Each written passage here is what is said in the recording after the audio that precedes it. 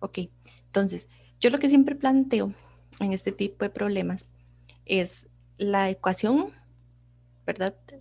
Como del capítulo, por ejemplo, en este caso el del calor, porque de hecho hablan de que hay energía que se transforma en calor. Entonces, generalmente cuando ustedes tienen eso, se refiere al calor como por un cambio de temperatura, ¿verdad? Ya cuando mencionan, por ejemplo, si se derrite el hielo, si se evapora el agua, etcétera, y ya hay un cambio de fase. Entonces, esa es la fórmula que yo voy a necesitar para calcular calor. O más bien la que me da información sobre el calor. Lo que yo tengo que averiguar es en cuánto aumenta la temperatura. Entonces, lo que me están pidiendo es el delta T. ¿Ok? Y bueno, ahí ya me dice el calor específico para el aluminio, ¿verdad? Que viene en unidades de Joule, Kelvin y kilogramo. Y otra cosa que es importante en este caso es la fórmula de la energía cinética, porque hablan de energía cinética que se transfiere del martillo al clavo. En ese caso, el enunciado nos dice específicamente, ¿verdad?, que en un golpe, el 60% de la energía cinética de ese golpe se convierte en calor. Entonces, primero yo necesito averiguar cuánto es la energía que se transfiere a el clavo. Hagan de cuenta que esa parte es como cuando ustedes ven colisiones elásticas, ¿verdad? Cuando hay como un choque, entonces se transfería energía, es algo así. Entonces, ¿cómo saco yo esa energía cinética? Bueno, que la energía cinética es un medio de la masa por la velocidad al cuadrado. Entonces nos da que la energía que se está transfiriendo, bueno, o la energía más bien cinética es de 54.8 joules. ¿Ok? Ahora dice que cada golpe transfiere solo el 60%, entonces será multiplicar ese valor de energía cinética por 0.6, que ese sería el calor, o sea, esa es la energía que se está transformando en calor. ¿Ok? Entonces 32.9. Pero vean que el ejercicio dice que se dan 10 martillazos o 10 golpes. Entonces realmente el calor de esa parte es 10 por el calor de cada golpe, que entonces serían 329 joules. ¿Ok? Ahí sí va quedando claro. Sí, profe. Sí, ¿Ok? profe. Entonces, el, el calor nada más lo que hago es despejar la temperatura, o sea, el cambio de temperatura, y me queda eso. Vean que de hecho yo no hago, en teoría, digamos, conforme las unidades del calor específico, yo tendría que es como también 445.2 Kelvin, por ejemplo. Pero como es una diferencia, no importa. ¿Ok? Puede ser Celsius o Kelvin. Por esto que yo les dije que haciendo la resta de las temperaturas en Kelvin o haciendo la resta de las temperaturas en Celsius da lo mismo. Entonces, por eso es que no hay tanto problema. En el caso que fueran temperaturas individuales, como que les pidan temperatura inicial o temperatura final, ahí sí tienen que cuidar las unidades, ¿verdad? Pero, digamos, en casos cuando involucre la diferencia de temperatura no es necesario. Profe, Sí, pero si nosotros ahí, o sea, hubiéramos puesto Kelvin, realmente, o sea, sentido físico tendría, digamos, siendo a la conversión a Celsius, no sé, como, creo que eso a negativo, ¿no? Como no, menos es que, 200 y algo. digamos, realmente eso es la diferencia, ¿ok?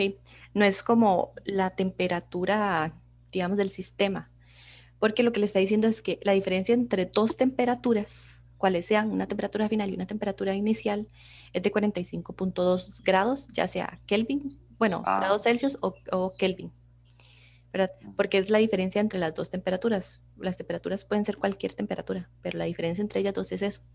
Por eso es que se dice que es igual en Celsius que en Kelvin. Por el ejemplo que yo les ponía, digamos que si ustedes tienen, por ejemplo, 20 grados Celsius y 0 grados Celsius, la diferencia es 20.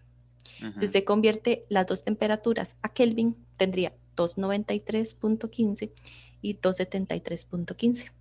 Entonces, la diferencia entre los dos valores también va a ser 20. Entonces, digamos, en ese caso con las diferencias no importa. Pero por eso es que les digo, tengan cuidado cuando ya es una temperatura individual, digamos que ya les hubiera pedido, no sé, temperatura final o temperatura inicial. O así, ahí sí tienen que tener cuidado porque ya no es una diferencia. Entonces ya es un valor como en un punto de la temperatura. Entonces ahí sí tienen que tener cuidado con las unidades, que generalmente las unidades que se utilizan son las Kelvin, ¿verdad? Que es la del sistema internacional. Muchas gracias, profe. Sí, esa es una forma como de tal vez a ustedes no se los dicen tanto o sea, como cuando están haciendo ejercicios no se los dicen y a veces como que ustedes dicen, ok, nada más lo asumo de que eso sí puede ser así, pero es como la explicación para que vean de dónde es que sale. Ahora, el ejercicio 2 dice, una bandeja de masa despreciable para hacer hielo contiene 0.350 kilogramos de agua a 18 grados Celsius. ¿Cuánto calor debe extraerse para enfriar el agua a 0 grados Celsius y congelarla? Exprese su respuesta en joules y calorías. Use para el agua C igual 4.19 por 10 a la 3 joule entre Kelvin por kilogramo, siempre los digo al revés. Y calor específico de 3.34 por 10 a la 5 joule entre kilogramo. Entonces, vean que lo que dice es que hay que extraer calor para enfriar el agua a 0 grados Celsius. Entonces, en ese caso, vamos a tener que utilizar la fórmula de cambio de temperatura, de calor con cambio de temperatura. Después dice que se congela esa agua. Entonces, hay que utilizar la fórmula de calor con cambio de fase. Entonces, yo lo que estoy haciendo es poniendo las formas o las cosas generales que me dice el enunciado o lo que yo puedo inferir con el enunciado. Tengo eso que está en anaranjado y tengo eso que está en verde. Ahora, los datos que me da el problema, que son importantes, ¿verdad? Son el calor específico y el calor latente. ¿Ok? Recuerden que el calor específico es el C en minúscula y el calor latente es el L. El calor latente puede ser de fusión o de... ¿cuál es? Solidificación también, creo. Entonces, vean que cuando yo hablo de un cambio de fase en el cual, por ejemplo, yo tengo agua que se congela, lo que yo estoy haciendo es extrayéndole calor para que él pueda solidificarse. Entonces, como yo voy a extraerle calor, yo lo que necesito utilizar es el Q para el cambio de fase con el negativo. ¿Okay? Si fuera más bien que se está convirtiendo en vapor, piénselo así, es como que ustedes necesiten, o sea, como cuando ustedes ponen a hervir agua, o sea, ustedes tienen que ponerle fuego para que él pueda hervir, ¿verdad? Y en ese momento ya hay cambio de fase. Entonces, cuando ustedes tienen que agregar calor, es positivo, o sea, cuando tienen que extraerlo es negativo. Esa es siempre la convención de signos. Entonces, ¿cuál es el calor total del sistema? Va a ser la suma del... Yo siempre lo denoto así porque siento que es más sencillo. Yo pongo que el calor total es igual al calor que necesito para enfriar, o sea, que necesito extraer para enfriarlo, y el calor del hielo, ¿verdad? Entonces yo siempre lo denoto así, sub eso, para saber cuál es cuál. Entonces, yo voy a tener que el calor para enfriar sería MC delta T. Y el de convertir, digamos, el agua en hielo como ML sub F. ¿Okay? Entonces, vean que de hecho, como yo estoy tratando de enfriar el agua, el cambio de temperatura va a ser negativo. Entonces, el valor, digamos, de ese calor que yo denoto como Q enfriar es negativo, ¿verdad? Porque su temperatura final, o sea, a la temperatura final a la que llega a 0 y a la inicial era 18. Vean que igual yo estoy utilizando ahí, como es una diferencia de temperatura, yo utilizo las temperaturas en Celsius, o sea, no me afecten nada, ¿ok? Por lo que ya les expliqué en el capítulo 1. En el capítulo 1, en la pregunta 1. Ya sustituyo los valores, ¿verdad? Que me da el problema y me da que el calor total va a ser negativo. ¿Qué significa que sea negativo? Que hay que extraer calor del sistema. Y de hecho, si ustedes no les dan negativo, es porque plantearon mal los signos de la ecuación. Porque, digamos, si me está diciendo que el agua se congela, de fijo había que extraer calor. Entonces, de fijo, ese calor total tiene que ser negativo. ¿Ok? Porque si fuera positivo, más bien le estamos diciendo que le estamos imprimiendo calor. Entonces, más bien fue que aumentó su temperatura. Entonces, sí, para que tengan claro, digamos, como eh, ya más o menos con el enunciado, como les está diciendo que se enfría y hay que congelarse, ustedes saben que el calor total va a dar negativo. Si no les da negativo, fue un error ahí de calor. ¿Ok? Eso es en joules. Pero el problema dice que lo calculen en joules y en calorías. Entonces, ahí lo convierten en calorías con la definición ahí de una caloría es 4.186 joules y les queda que es igual a eso. ¿Ok? Pero básicamente estos problemas son así. A mí me gusta denotarlo de esta forma. Muchas veces los problemas a veces dicen, por ejemplo, que es agua hirviendo que se le echa hielo, por ejemplo.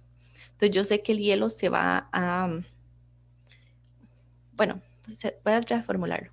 A veces lo que hay, digamos, hay problemas que dicen, ok, es hielo y agua hirviendo, ¿verdad? Que se mezclan. Entonces calcule la temperatura, no sé, de equilibrio. Entonces, digamos, ustedes van a tener que utilizar el cambio de fase del hielo que pasa a agua, después calentarlo a cierta temperatura T. Después yo voy a tener el agua, ¿verdad? A temperatura normal, cuando aumenta de temperatura y después cuando ebulle. O sea, ahí ya es como dos cambios de fase y dos cambios de temperatura con el calor. Creo que hay un ejercicio resuelto de esa forma en los videos, si no me equivoco. Si no, ahí después se los busco y se los mando para que lo puedan revisar y lo puedan hacer de práctica, si no están en los recomendados. Pero básicamente es eso. ¿Ok? Ahora, el ejercicio 3, que creo que ahí vi que tenían unos problemillas de conversión. Profe, perdón, ¿cuánto daba el de las calorías? ¿Cuántas eran las calorías? Ah, Menos, 3.42. Ok, sí, perfecto. y el ejercicio 3, lo importante saber era lo de la potencia, ¿verdad? Que es calor entre el cambio del tiempo. Porque el calor es como un tipo de energía, ¿ok? Si ustedes vieron los videos, hablan de que el calor es como energía que se transfiere, por ejemplo. Entonces, tenemos que el calor es igual a mc delta T. Y como yo quiero averiguar, eh, o sea, qué cantidad de agua, lo que necesito averiguar es la masa, ¿verdad? Entonces, lo que hago es sustituir eso, digamos, la ecuación de espérense, esta, no escribe, ok, ya, esa, en acá y despejarme. Entonces, me queda este término que está acá y vamos a hacer lo siguiente. Okay. El cambio del tiempo o el intervalo de tiempo que habla aquí es que dice que son 5 horas al día durante 20 días. Entonces, serían, esto es lo que se refiere a 5 horas por día. ¿Ok? Pero nos dice que fue por 20 días. Entonces, tenemos esto. Vean que al hacer esto, yo tengo que me queda en términos de horas, ¿verdad? Que eso son 100 horas. ¿Ok? Ahora, vean que yo tengo que watts es joule entre segundo. ¿Ok? Y a este lado tengo horas. Entonces yo lo que hago es que paso esos segundos eh, con esta fracción, ¿verdad? Entonces se me cancelan horas con horas y segundos con segundos. Y ya me queda solo en joules. Ujú. Profe, yo tengo una pregunta con Sí. ese ejercicio, porque es que ahí dice que se puede hervir, entonces no hay que también tomar en cuenta pues el calor, la transferencia de calor de cuando ya hay cambio de fase. No, porque no les está diciendo que hirvió. Nada más diría como, digamos, como que cuánto es la masa que usted podría obtener para después pasarla a hervir, digamos. O sea, no le está diciendo que está hirviendo, de hecho. Pero, vean, o sea, ustedes para que pueda hervir el agua necesitan llevar el agua a 100 grados Celsius, ¿verdad? Después de 100 grados Celsius, ¿verdad? Si usted empieza a aplicar calor, empieza a hervir y ya empieza a transformar el agua a vapor. Entonces, para que se pueda llegar a ese punto de hervir, usted tiene que llevar el agua hasta, o sea, aumentarle la temperatura hasta 100. Ya después de 100 empieza a hervir. Entonces, por eso es que yo solo calculo el calor del cambio de temperatura. porque no me dice que ya está hirviendo y hay cambio de fase, sino que le dice que cuánta masa tiene que llegar, digamos, para que después ya pase a hervir. No sé si queda ahí como claro, digamos. Ese tal vez era como el truquillo de este ejercicio, pero es por eso, digamos, cuando ustedes no les dicen explícitamente que hubo como cambio de fase o que ya está hirviendo, porque si ya, digamos, nos hubiera dicho que ya está hirviendo, ahí sí tenemos que considerar, por ejemplo, el calor del cambio de fase, ¿verdad? Pero como no, o sea, nada más nos dice que cuánta es la cantidad de agua que se podría hervir si se pudiera aprovechar toda esa energía. Entonces es la masa en el punto donde ya empieza a hervir, que sería en 100 grados Celsius. Por eso es que Ok, yo uso como mi temperatura final como 100 grados Celsius. Ujú. ok, pero es una pregunta. Entonces, digamos, en ese caso, si yo hubiera calculado digamos, usado también la fórmula de cambio de fase, la masa que yo estaría calculando sería la masa del vapor que ya hirvió. Ajá, como la masa que quedó ahí, digamos, después de que, ¿cómo se llama? Se evaporó. Ajá, ok, Ujú. Entonces sí, gracias. digamos, en esa parte, por eso es que a veces es un poquillo como, ¿cómo le digo? Como truculento estos ejercicios, porque a veces uno dice, está como raro el enunciado, pero es como tratar de entender qué es lo que está preguntando. En este caso, como nos decía que era el punto antes de hervir, por eso es que se toma así, que solo es el calor del cambio de temperatura. Bueno, y ese nos daba que es 4.5 por 10 a la 2 kilogramos. Okay. De hecho, no, a los que les dio muy poquito, no tendría sentido que fuera tan poco, porque en teoría es bastante, son 5 horas al día durante 20 días. O sea, si tienen una masa muy pequeña sería muy raro, ¿verdad? En unidades, perdón, eh, en valor que no sea valor de notación científica es 450 kilogramos. O sea que tal vez lo vean ahí un poquillo mejor. Voy a ponerlo aquí.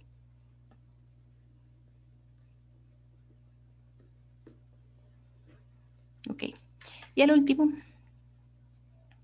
decía, durante el tiempo en que 0.305 moles de un gas ideal experimentan una compresión isotérmica a 22 grados Celsius, su entorno efectúa 468 joules de trabajo sobre él. Si la presión final es de 1.76 atmósferas, ¿cuánto fue la presión inicial? Dibuje una gráfica de PV para este proceso. Entonces, primero, yo tengo que es una compresión. Sí, es una compresión. Entonces, ¿qué significa que es una compresión? Que se le está ejerciendo trabajo al gas. Y por nuestra convención, cuando se le ejerce trabajo al gas, era positivo. Si el gas es el que está ejerciendo trabajo, es negativo. ¿Ok? Según la convención del Serway. ¿Ok? Entonces, la definición que nosotros tenemos para procesos isotérmicos nos dice que es la cantidad de moles por la constante universal de gases, por la temperatura, por el logaritmo natural de la razón del volumen inicial entre el volumen final, ¿verdad? Ese es el trabajo para un proceso isotérmico.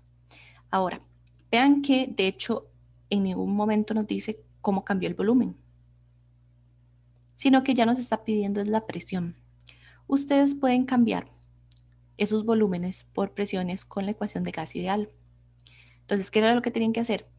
Tienen que hacer era despejar el volumen en términos de nRT, ¿verdad? Y la presión. Entonces, ustedes saben que como es un proceso isotérmico, la temperatura es constante. R es una constante y N se mantiene igual en el proceso. Entonces, cuando ustedes meten esta ecuación, ¿verdad? Con sus respectivos subíndices en la ecuación del trabajo, les va a quedar de esta forma. Como, digamos, la ecuación es V es igual a una constante entre P, digamos, los índices se invierten, ¿verdad? Porque es como es inversamente proporcional. Entonces me va a quedar que en términos de la presión es nRT, logaritmo natural de la presión final menos la presión inicial. Perdón, aquí es positivo.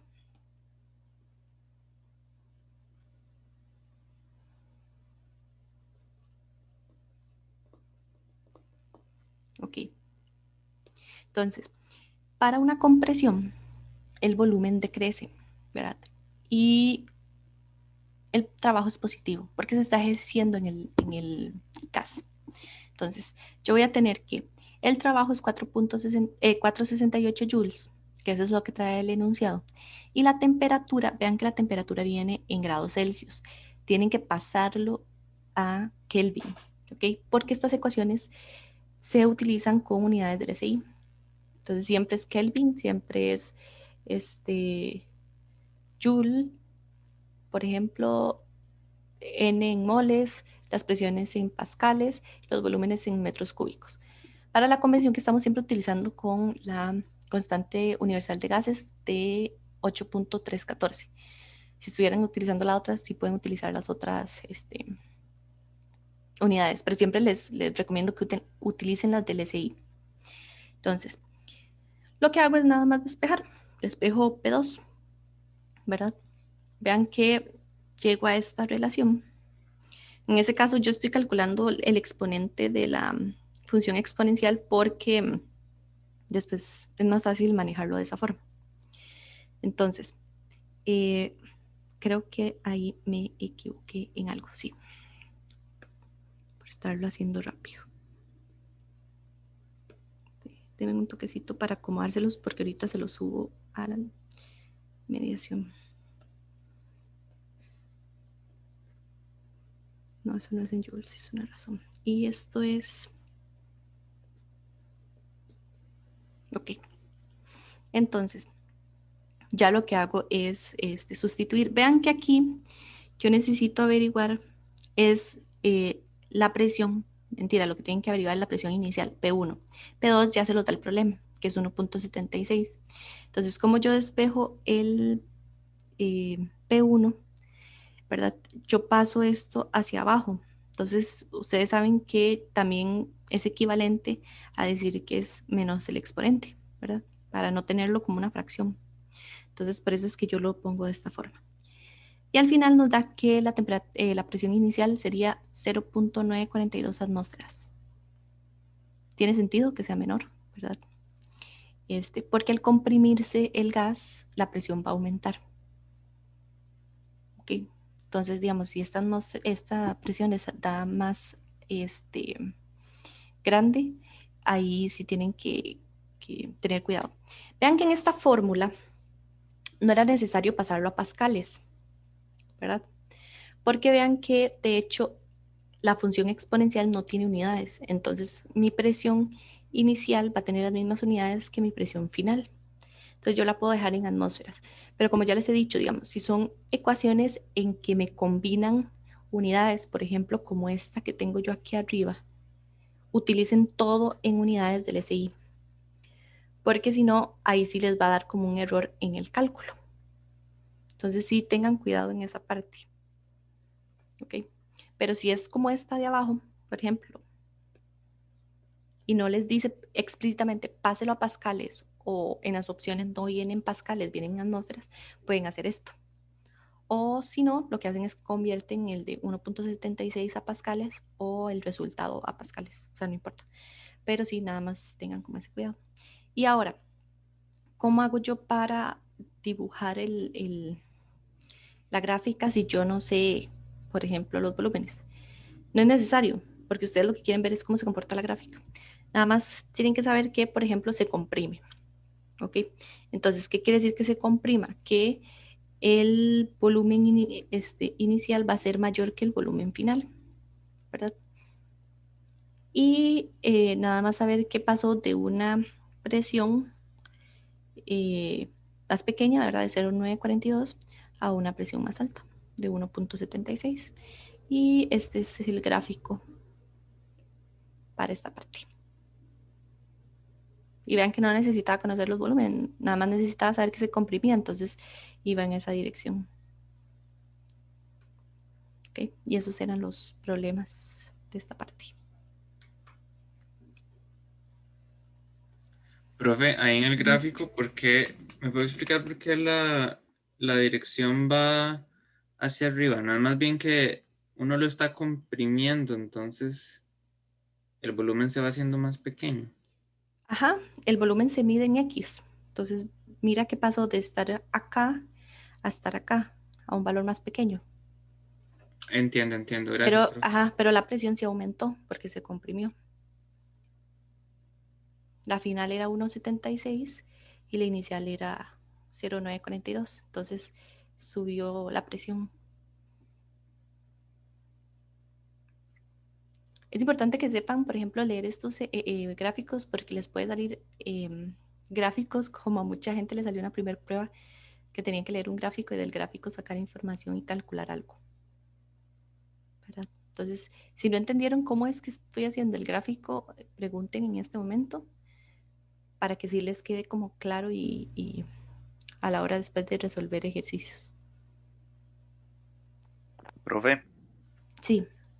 yo tenía una duda con la parte A de ese ejercicio, digamos, porque cuando yo lo hice, yo tenía en la mente que la fórmula que hacía esa relación del trabajo, digamos, esta primera fórmula que usted puso, con volúmenes, digamos, entonces lo que hice fue sacar esa razón de volúmenes y luego emplearla en la fórmula de los gases ideales, haciendo un delta P, digamos. ¿No sería lo mismo? Tendría que ver como tu solución, pero si se despejó bien y todo, o sea, que matemáticamente está bien, yo creo que, o sea, no hay problema. O sea, tendría que darte lo mismo, sí. Pero puede ser tal vez algún errorcillo ahí en el despeje. Si no te dio lo mismo, puede ser un errorcillo de despeje. Pero digamos, sí es razonable hacerlo de esa manera también. Sí, pero digamos, vos despejaste la razón de los volúmenes. Ujú. Entonces, ajá, sí, digamos, es lo mismo, porque después ya con la razón de los volúmenes tienes que pasar esos volúmenes a presión y vas a llegar a esto mismo. Ah, bueno, muchísimas gracias, profe. Ujú. Ok, entonces voy a dejarte grabar. Entonces, el 5, vean que habla de que un gas en un cilindro se mantiene a presión constante. ¿Okay? Entonces, de una vez, digamos, cuando hablan de presión constante, sabemos que es un proceso isobárico.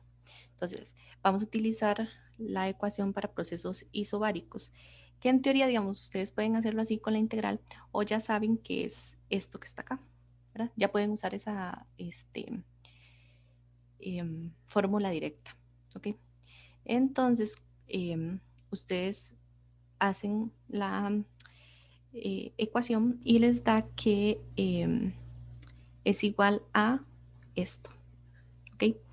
Vean que si fuera, digamos, el trabajo efectuado al gas, la ecuación les hubiera dado negativa, ¿verdad?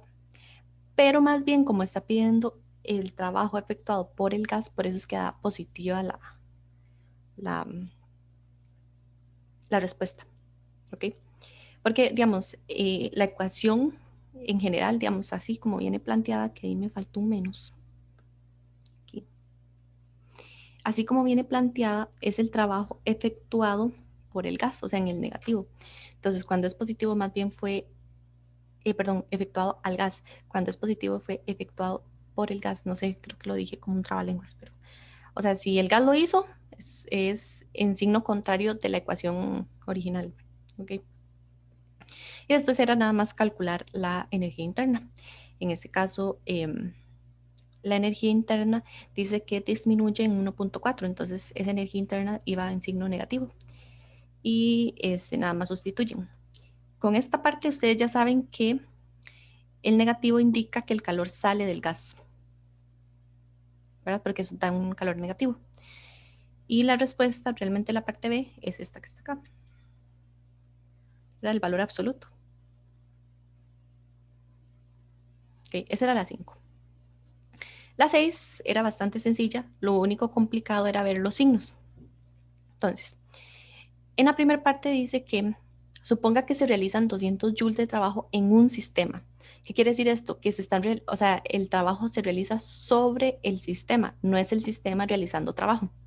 Entonces, como es un trabajo que se realiza sobre el sistema, el trabajo va a ser positivo, ¿verdad? Por la convención de signos que nosotros utilizamos en el CERP. Y después se dice que extrae 70 calorías del sistema en forma de calor.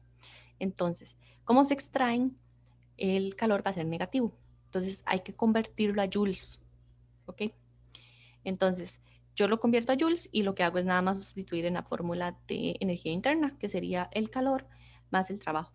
Y eso nos da que el cambio de energía interna es de menos 93.03 joules. Y salían 3 pasos este problema. Lo único como difícil es ver lo de los signos, pero nada más tengan presente eso. Si es que el gas, digamos, él está efectuando un trabajo es positivo, si él está efectuando el trabajo es negativo.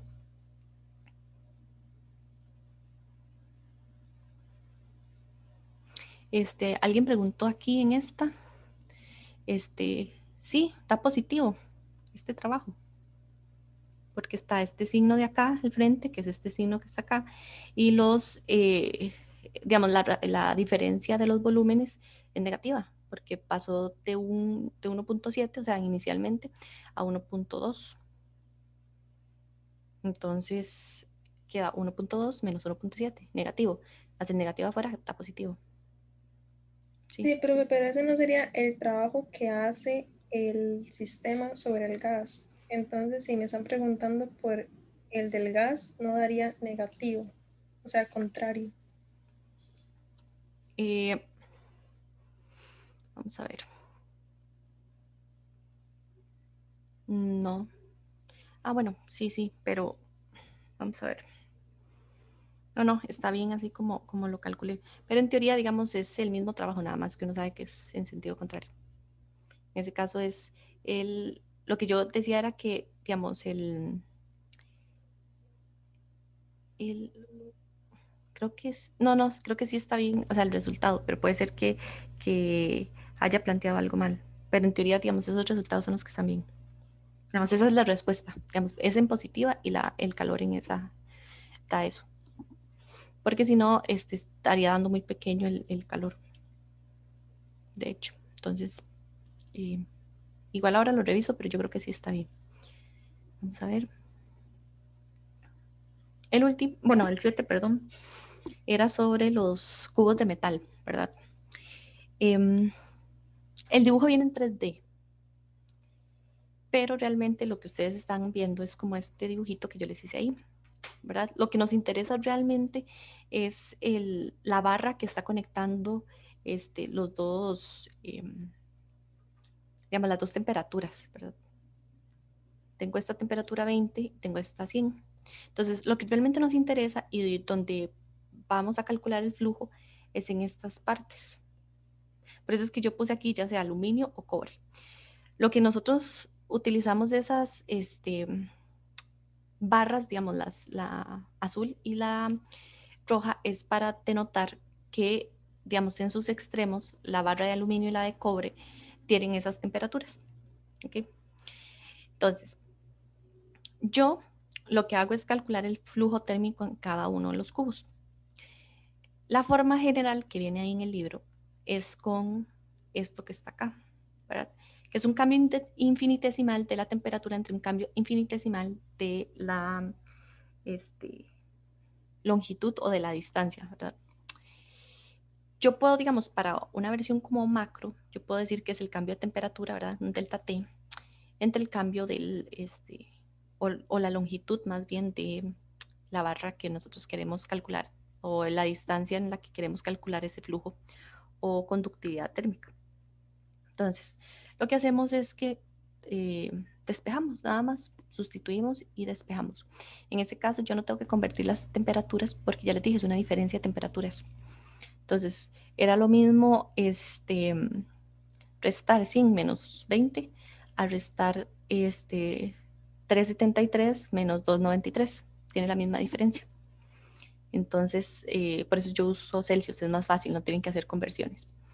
El área es el área transversal del objeto. En este caso, como era un cubo, sería el área transversal del cubo. Como cada, sería como lado por lado, ¿verdad?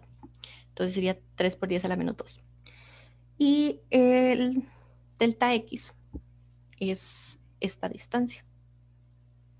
Es que ahí yo lo hice como si fuera un prisma, ¿verdad? Rectangular, pero realmente es un cubo.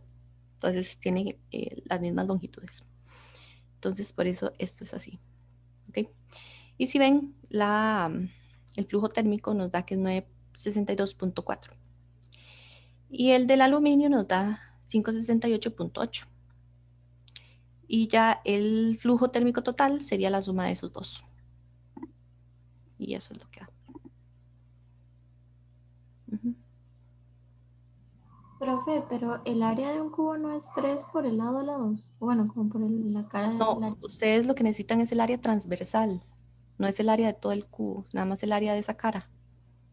Sí, Entonces sería lado por lado. Eso es como, véanlo como cuando vimos fluidos. Recuerdan que cuando nosotros sacábamos, por ejemplo, la ecuación de continuidad, lo que nosotros, o sea, el área que nosotros teníamos era el área por donde pasaba el agua. El flujo térmico es parecido, o sea, es por donde pasa, que sería el área transversal. Entonces es como muy parecido como en pensamiento lógico, digamos, como lo que habíamos visto en fluidos, cuando pasa. Y esa era así. Y la 8 decía que es una varilla cilíndrica de cobre de longitud de 1.2 y área transversal de 4.8. Se aísla a lo largo. Los extremos se mantienen a una diferencia de temperatura de 100 grados Celsius, teniendo un extremo en una mezcla de agua y hielo y el otro en una mezcla de agua hirviendo y vapor. Entonces, ¿a qué rapidez es conducida la energía por la barra? Era nada más aplicar fórmula y saber que la diferencia de temperatura es 100 grados Celsius. O sea, porque ya el enunciado dice que es la diferencia, no dice que sea una temperatura en particular. Entonces, la sustitución era bastante sencilla. Lo que era un poco más complicadillo era la parte B, pero igual salía rápido como con lo que les dije al inicio. Yo tengo que es la rapidez a la que se derrite el hielo, ¿verdad? Entonces yo tengo que, como es hielo, el calor que está ahí presente, o sea, como es el hielo derritiéndose, es el calor latente. En ese caso era positivo, ¿verdad? Porque se está derritiendo, está convirtiendo hielo en agua. Entonces, yo lo que quiero calcular es la rapidez a la que se derrite, o sea, el cambio de masa con respecto al tiempo. Entonces, lo que hago es multiplicar ambos lados por 1 entre el cambio del tiempo. Entonces, este lado, el de la izquierda, se me va a convertir en potencia, o esta que está acá, la P de la parte A. Y esto, que está acá, es lo que yo quiero averiguar, que es el cambio de la masa en el tiempo, que es la rapidez con la que se derrite. Y me queda que es P entre el calor latente. Entonces sustituyo, ya tengo el valor de P que calculé en la parte A y tengo el calor latente. Yo en este caso utilicé el calor latente en unidades de joules por gramo, ¿verdad? Pero ustedes pudieron haberlo utilizado en joule por kilogramo, ¿verdad? Que ahí cambia con el factor ahí. Pero era para que no me quedaran tantos ceros. Entonces, en mi caso me queda que esa razón a la que derrite es 0.048 gramos sobre segundos. Igual ustedes podían haberlo convertido a kilogramos por segundo, o sea, no hay problema. Pero también, ¿verdad? Que se fijen en qué tipo de unidades les está dando el problema, digamos, la respuesta.